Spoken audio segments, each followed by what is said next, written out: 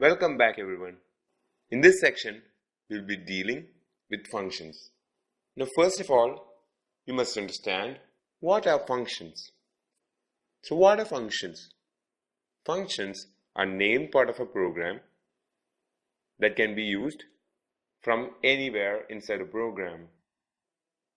Alright, that is the definition. The definition makes it sound very complicated. So I'll explain functions with a very simple example. If you go to a supermarket,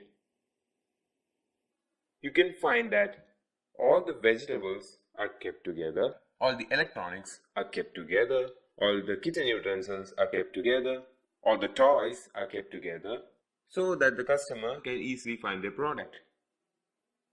The same principle is used in functions.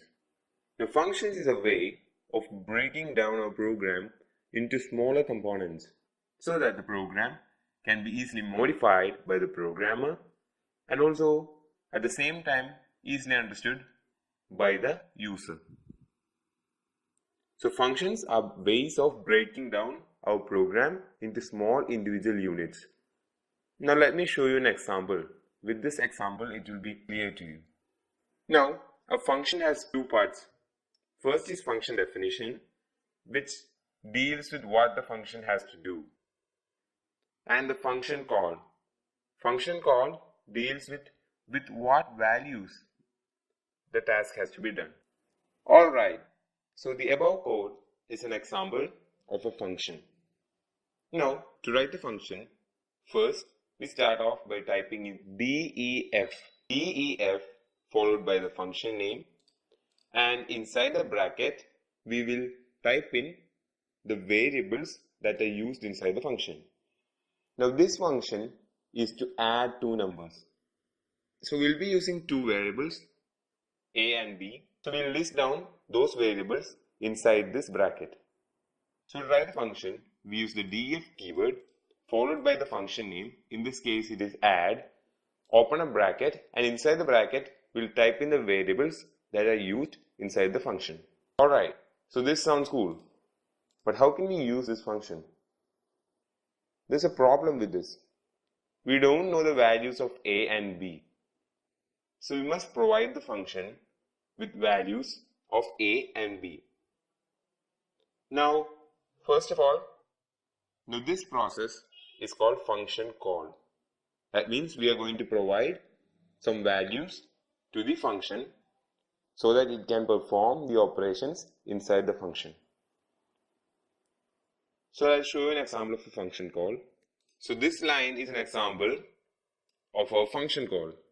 What it does is that it is going to send the values 5 and 6 to our function definition. That means a will be 5 and b will be 6. So let's run this program and you'll get the output 11 in it. So program is working perfectly. So what happens here is that this function call will send the value of 5 and the value of 5 will go to a and the value of 6 will go to b. And inside the function, what we're actually doing is the sum of a and b.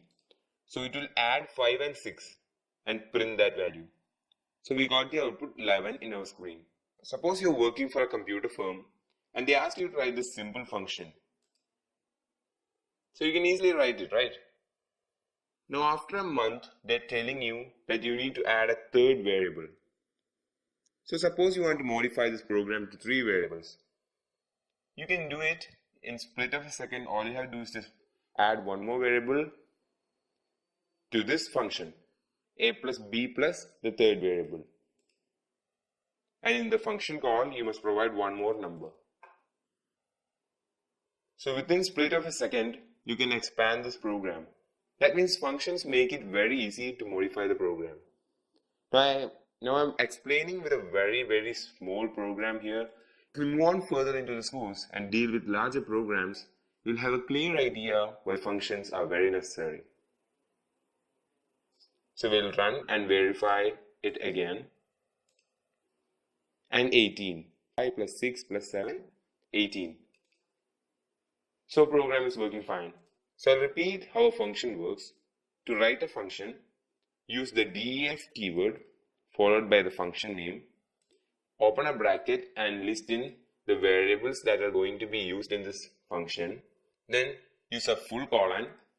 After providing a tab space, write in the function body. In this case, we'll be printing the sum of these three variables. So print a plus b plus c.